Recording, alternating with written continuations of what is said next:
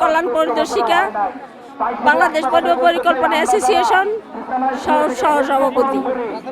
আমি আজকে এখানে দাঁড়িয়েছি আমার একমাত্র অন্য বস্ত্র বাসস্থানের মতো আমার এই মৌলিক অধিকার। অন্য বস্ত্র বাসস্থান যেমন আমাদের দৈনন্দিন জীবনের একটা মানুষের মৌলিক অধিকার, তেমনি আমাদের চাকরি জীবনের মৌলিক অধিকার হলো আমাদের নিয়োগ বিধি। এই নিয়োগ বিধি বাস্তবায়ন যে পর্যন্ত না হবে সেই পর্যন্ত আমরা আমাদের এই আন্দোলন এক দফা এক দাবি অব্যাহত রাখবো। প্রয়োজনে পরবর্তীতে আমরা কর্মবিরতি দিব।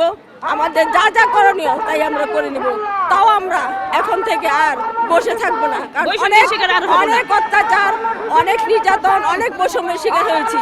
আমরা 24/7 24 ঘন্টা 7 দিন FWC-তে অবস্থান করে সকল ধরনের সেবা দিয়ে আসছি। তাহলে কেন আজকে আমাদের এই বৈষম্য, কেন আমাদের এই নিয়োগ বিধি বাস্তবায়িত হচ্ছে না? এই জনসংখ্যার মতো, এই বিস্ফোরণের মতো, জনসংখ্যা বিস্ফোরণের মতো কাজ আমরা প্রতিনিয়ত করে যাচ্ছি। জন্ম নিয়ন্ত্রণ থেকে শুরু করে আমরা SDG অর্জন করেছি, আমরা MDGর জন্য চেষ্টা করতেছি। তাহলে আমাদের এক দফা এক দাবি, আমাদের বাস্তবায়ন চাই। সরকারি বিধি অনুযায়ী আমাদের প্রমোশন নাই, আমাদের কোনো গ্রেড পরিবর্তন নাই। আজকে আমি 10 বছর যাবৎ আমার বেতনের দাম শেষ হয়ে গেছে। আমি 10 বছর একই বেতনে আমি আমার এই সেবাগুলো দিয়ে যেতে হবে, চালিয়ে যেতে হবে। কেন? সব দপ্তরের যদি পদোন্নতি থাকে, গ্রেড পরিবর্তন থাকে, বেতন ভাতাদি পরিবর্তন বাৎসরিক, তাহলে আমার কেন নয়? আমি হামিদা আক্তার, পরিবার কল্যাণ পরিদর্শিকা সমিতির সভাপতি।